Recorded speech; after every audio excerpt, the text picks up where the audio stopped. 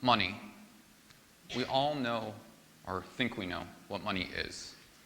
I want to ask each of you here today to consider, what does money mean to you, to your family, to all of us?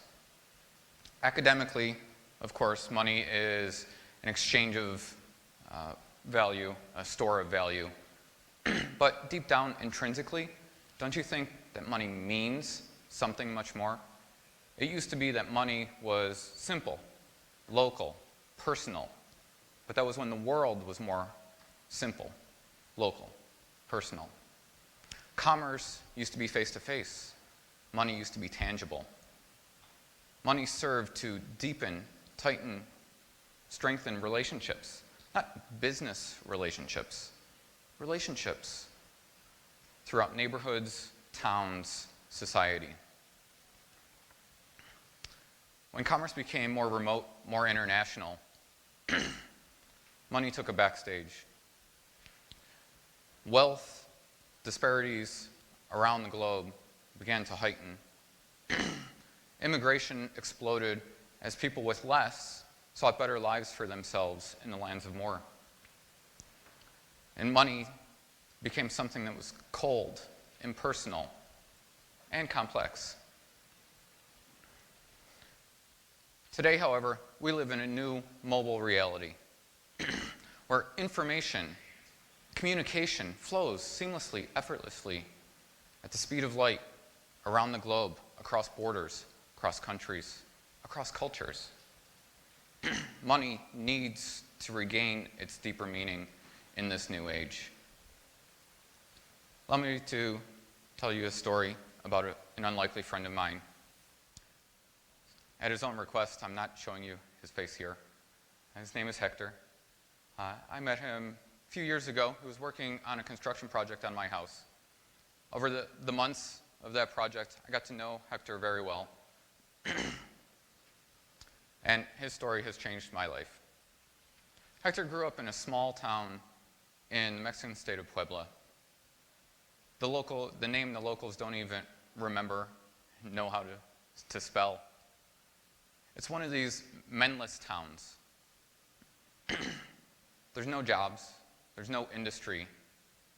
So literally 90% of the men in the town come to the United States every year for 10 months of their year to work, earn money, bring it back home to support their families. Some 20 years ago, Hector, on his second journey to the United States, decided to stay, make a life for himself here. He worked as a day laborer, standing on the street. You've seen him by Home Depot. Taking any job that he could to earn money. He lived in a 2-bedroom apartment with 12 other men. 12. He scrimped and saved and sent as much money back home as possible. It wasn't unusual for him to send half to 3/4 of his monthly paycheck back home to support his family. It still isn't. Over the years, through hard work, backbreaking labor, sheer will and determination, Hector has created a success for himself. He has his own construction company now, employing a handful of men. Now, by any measure, in any region in the world, a small business success, contributing here to our local economy. And still, 20 years later, religiously, monthly, he sends money back home to support his family, his extended family, his church, and the community that he still refers to as his own. The money goes to pay for his mother's heart medication, his niece's schooling, the religious festivals, town upkeep. Hector's story is not unique. It's not even rare. Hector is but one of 10 million people living in California who were born in Mexico. 10 million. With remittances comprising the second largest component of Mexican GDP. How much worse off would our neighbors to the south be without the likes of Hector? We've seen the news. Right? How much more violence, suffering, pain, death, despair would there be without Hector? Here in the United States, how much worse would the drug problem be, the associated crime and violence here be, without Hector contributing to his local community and the extended community? But for all the good that Hector has done and is doing, he still worries each and every single time he sends money back home that his mother is going to be harmed when she goes to pick it up. She's been mugged twice already. Thankfully, she hasn't been hurt either time, but we've seen the news. We know how things are. For all the good that Hector is doing, he's paid for the construction of a house down in Puebla. And he's bought a house here in the Central Valley. Yet he has no credit card, has no savings plan, has no online bill payment. Right? He deals in cash. He bought his house here in cash. He brought in a duffel bag.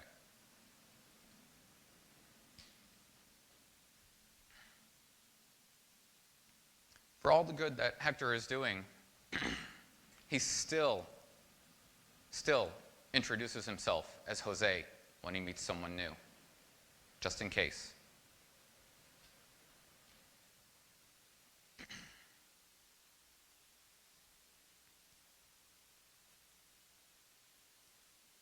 Hector, to everyone else, in today's mobile reality, money needs to evolve, needs to become something more than just a medium of exchange and a store of value. Money can mean safety, security, empowerment, access, convenience, connectivity, community, and more. Not just to Hector, to you, to me, to all of us. We here in Silicon Valley, we in this room, we are the music makers. We are the dreamers of dreams. Right? We need to do more than just keep track of balances and credits and debits. Right? We need to focus our innovation in financial services on the higher order needs of people, not clients or customers or consumers. People. Remember, these are people. Right? People like you, people like me, people like Hector.